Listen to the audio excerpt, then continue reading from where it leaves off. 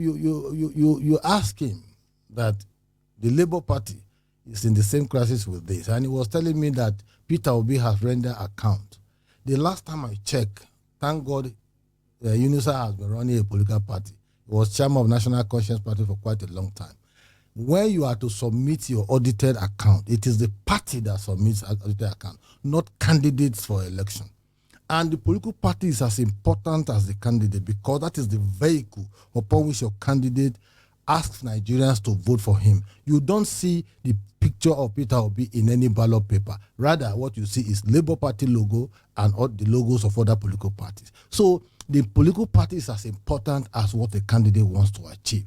And it is better we start readdressing our minds to the fact that when you say a presidential candidate, you have to look at the political party, because that is the vehicle upon which you want to recruit a candidate for presidency, for senate, for governor, for House of Reps, for House of Assembly, and for local government chairman. And so what obtains in that political party is very important, so that we begin to interrogate the real issues of whether you have the capacity. If Nigeria to be in crisis, just like Labour Party is in crisis now, what will be the intervention, policy, or approach of Mr. Peter Obi in that regard? Are you going to be poo-pooing the idea, or you are shifting blame? Oh, APC is also corrupt, so my party is also corrupt. You have come up with the new concept of obedient movement. Tell us what is unique, what is different from what obtains, so that it can distance you out, rather than behaving like a Chichidodo bird that likes to feed on feces, maggot, but doesn't like the smell of feces. What produces maggot is the feces, isn't it? And so we want to look clean and all that. Oh, don't touch me. Just like the Chichidodo bird.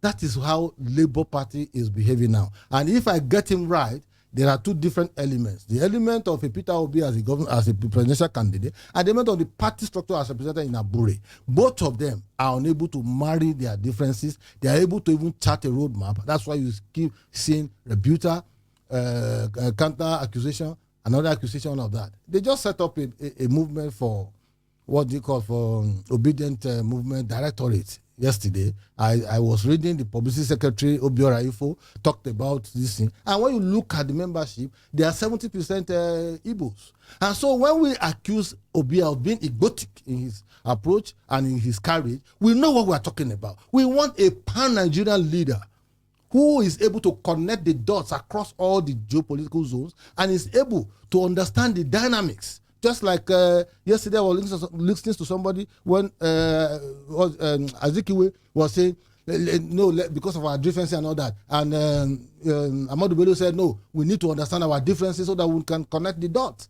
You see, talking about performance, you may be reading your statistics.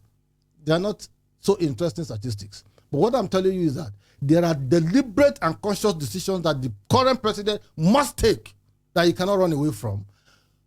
No matter how painful they are now, in another 2-3 years down the line, you will begin to see some level of succor. But not to take a decision at all will be to continue to live in a fool's paradise. I will be thinking that, oh, all is well in Nigeria.